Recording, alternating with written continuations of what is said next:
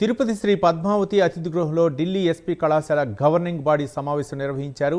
TTD chairman BR Naidu అధ్యక్షతన 39 agenda అంశాలపై చర్చించి తీర్మానాలు చేశారు. ఈ సమావేశంలో బోర్డు సభ్యుడు నరేష్, ఈఓ శ్యామలరావు, విద్యా విభాగంతో పాటు పలు శాఖల అధికారులు పాల్గొన్నారు. బోర్డు సభ్యులు పనబాక లక్ష్మి, వర్చువల్గా సౌరభ్ బోరా పాల్గొన్నారు. కళాశాలను అభివృద్ధి పరిచేందుకు అన్ని రకాల చర్యలు చేపట్టామని అన్నారు. అలాగే కళాశాల అభివృద్ధి, తరగతి గదిలో ఆధునీకరణ పనులకు ఈ కౌన్సిల్ సమావేశం ఆమోదం తెలిపిందన్నారు.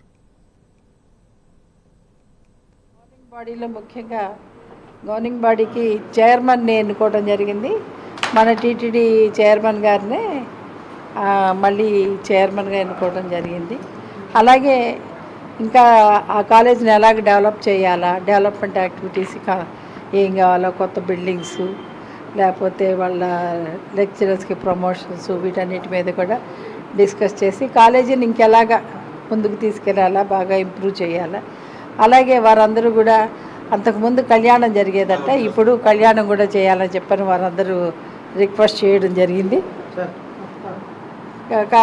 దాన్ని మా చైర్మన్ గారు, ఈఓ గారు వీళ్ళందరూ కలిసి నెక్స్ట్ బోర్డు మీటింగ్లో పెట్టి దాన్ని కూడా చేయటం అని చెప్పడం జరిగింది. అలాగే మిగతా కాలేజీ లెక్చరర్స్ ఎవరైతే దర్శనాలు